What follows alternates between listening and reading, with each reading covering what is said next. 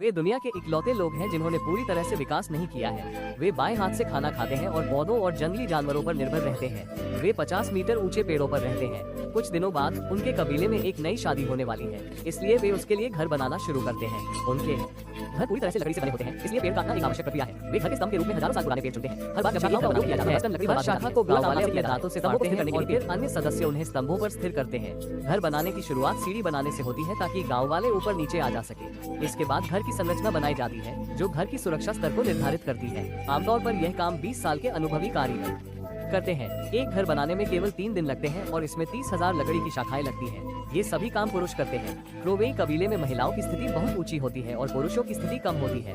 यह एक पूर्ण मातृसत्तात्मक समाज है। जब ढांचा बन जाता है तो घर में छत डालने का समय होता है। वे जंगल की विशेष बड़ी पत्तियों का उपयोग छत के रूप में करते हैं ताकि घर को हवा और बारिश से बचाया जा सके। पत्तियों को मोड़कर एक एक करके डाल दिया जाता है। भले ही वे आदिम लोग हों, उन्हें भी आवश्यक पोषक तत्वों और पेड़ लगाने में मदद करता है। कहना है यह उनका दैनिक मुख्य भोजन है। खाना खाने के बाद थोड़ा आराम करते हैं और फिर घर की दीवारों पर छाल लगाते हैं। दीवारों के लिए उपयोग की जाने वाली छाल बहुत महत्वपूर्ण होती है। इसे कीट प्रतिरोधी पेड़ों की बाहरी छाल से बनाया जाता है। ये घर की स्थायित्व और ध्वनि इंसुलेशन को प्रभावित करता है। पूरा घर छाल से बंद किया जाता है। ऐसा घर सच में खुशी देता है। अपनी खुशी बढ़ाने के लिए मैंने गाड़ी खरीदी। मैंने ग्वाला पर एक सेकंड हैंड BYD हान खरीदी जो नई गाड़ी से 10 लाख सस्ती थी। चलाने में नई जैसी ही है। अब नई गाड़ियों की कीमत तेजी से बदल रही है, इसलिए ग्वाला से खरीदना फायदेमंद है। ग्वाला की हर गाड़ी का आधिकारिक पेशेवर निरीक्षण होता है। आप 3 दिन तक टेस्ट ड्राइव कर सकते हैं और फिर निश्चिंत होकर खरीद सकते हैं। अगर आपके पास पुरानी गाड़ी है तो उसे ग्वाला पर पूरे देश में नीलाम कर सकते हैं। कुल मिलाकर मेरी सलाह है कि सेकंड हैंड गाड़ी खरीदने और बेचने के लिए ग्वाला ही सही है।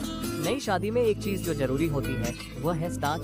सागो पेड़ में स्टार्च की मात्रा बहुत होती है, लेकिन ये बहुत कम खाया जाता है क्योंकि यह पेड़ 100 साल में तैयार होता है और बहुत कीमती होता है। काटे गए सागो पेड़ के अंदर से गूदा निकालकर उसके रेशों को पीसकर पानी से छानकर स्टार्च प्राप्त किया जाता है। पुरुषों की तरफ घर का काम लगभग पूरा हो चुका है, लेकिन घर के अंदर चूल्हा होना जरूरी है। वे अब भी लकड़ी रगड़कर आग जलाते हैं। कुछ ही देर में आग जल उठती है और चूल्हे पर लकड़ी जलने लगती है। इस पल से घर के अंदर की आग तब तक नहीं बुझती जब तक घर का मालिक इसे छोड़ नहीं देता। दूसरी तरफ महिलाओं का स्टार्च तैयार हो चुका है। ये साफ और सफेद होता है। क्या आप जानते हैं कबीले के लोगों का शादी का स्वागत करने का एक दिन है। आप इस शादी के घर की कीमत क्या मानते हैं?